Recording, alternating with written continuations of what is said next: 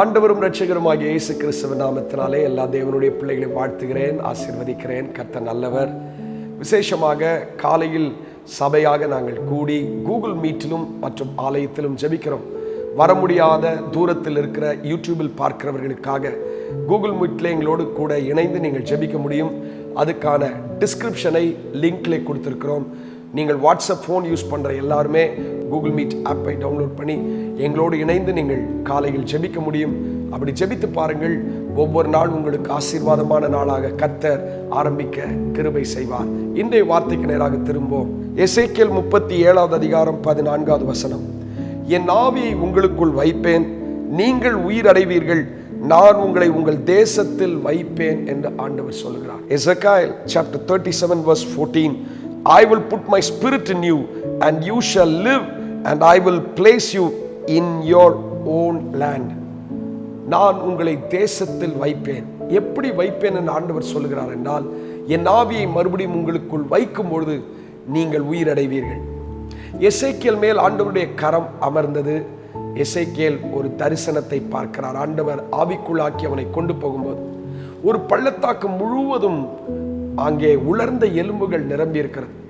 அந்த எலும்புகளை பார்க்கும் பொழுது அது உணர்வற்றதாக, உணர்ச்சியற்றதாக, ஒன்றுத்துக்கும் பிரயோஜனமற்றதாக அது விழுந்து கிடக்கிறது. ஆனால் ஆண்டவர் கேட்கிறார், இது உயிர் அடையுமா என்று கேட்கிறார். தீர்க்கன் சொல்லுகிறான், ஆண்டவரே நீர் அறிவீர் என்று சொல்கிறார்.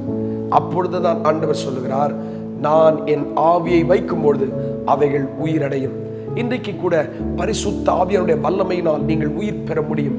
ஆண்டவர் உங்களுக்குள் தான் இருக்கிறார், ஆவியானவர் உங்களுக்குள் தான் இருக்கிறார். ஆனால் அந்த எந்த உணர்வும் இல்லாமல் நான் மரித்து போன நிலையில் இருப்பேன் என்கிற ஒரு நிலையை நீங்கள் சந்தித்துக் கொண்டிருப்பீர்கள் என்றால், இப்பொழுதே ஆவியானவர் உங்களுக்குள் இருந்து கிரியை செய்து உங்களை உயிர்ப்பிப்பாராக. ஆமென். அந்த ஜீவன் உங்களை உயிர்ப்பிப்பதாக, இந்த வசனம் உங்களுக்குள் ஜீவனை தருவதாக.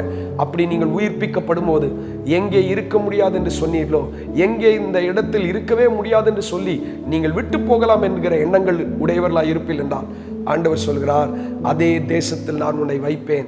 எப்படி வைப்பேன்? உயிர் உள்ளவனாக வைப்பேன். உயிரற்றவனாக நீ போகலாம் என்று முடிவு செய்திருக்கலாம், ஆனால் மறுபடியும் உனக்கு உயிர் தந்து அதே தேசத்தில் உன்னை வைப்பேன்.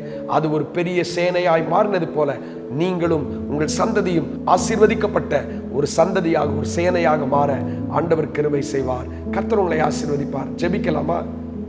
நல்ல ஆண்டவரே, இந்த நேரத்திலும் அருமையான பிள்ளைகளுக்காக ஜெபிக்கிறேன். உயிர் உள்ள பிள்ளைகளாக ஆண்டவருடைய ஆவியானவர் அவர்களுக்குள் கிரியை செய்கிற ஒரு நேரமாக மாறட்டும்.